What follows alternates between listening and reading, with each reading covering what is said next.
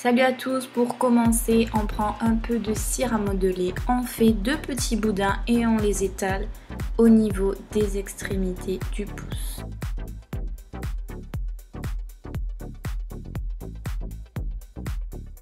L'idée c'est de rajouter de la pâte et de créer des bords plus épais au niveau des deux côtés du pouce.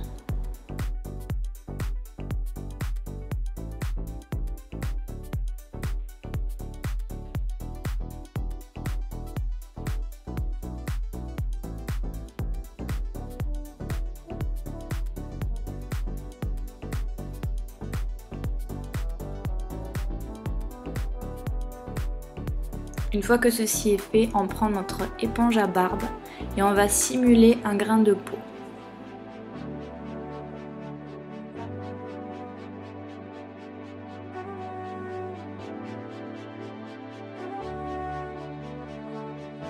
Puis ensuite, on prend un peu de latex avec un coton-tige et on va en placer tout au niveau de la blessure, que ce soit à l'intérieur ou à l'extérieur.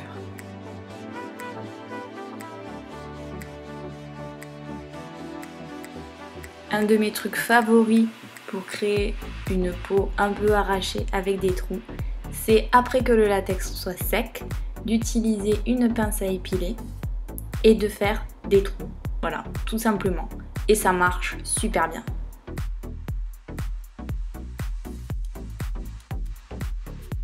On va ensuite un peu poudrer avec du talc ou de la poudre, comme vous voulez.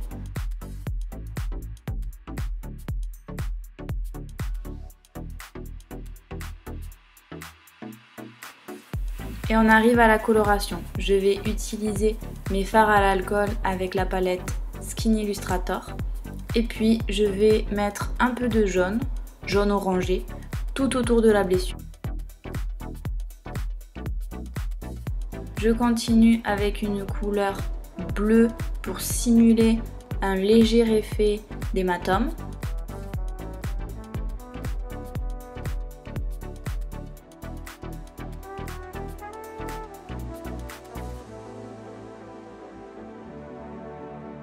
On continue ensuite avec un rouge sang que je vais placer dans les petits trous et dans les creux de ma blessure afin de commencer véritablement à simuler la blessure en elle-même et la chair à vif.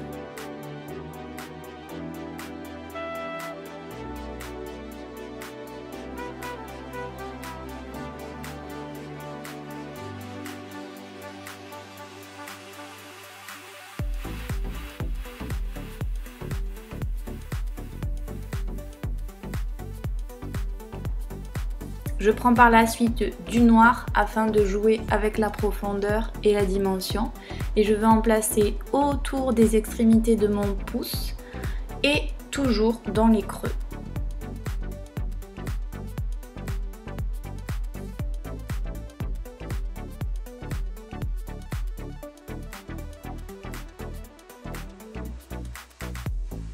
J'ai ensuite utilisé du marron clair que j'ai mis tout autour et dans la blessure.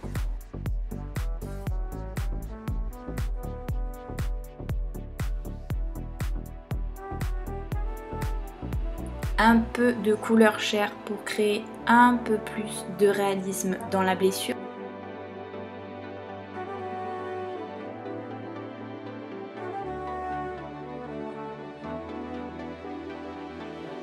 Et enfin, deux sortes de rouge, un plus foncé et un plus clair, pour commencer véritablement à créer l'hémorragie.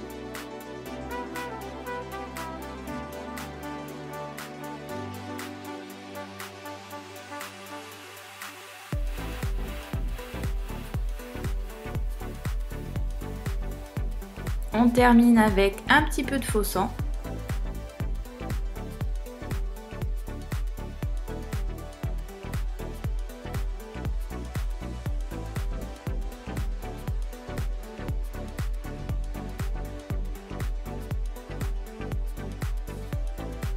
On tapote un petit peu avec l'éponge pour enlever l'excédent de sang si on en a mis un petit peu trop.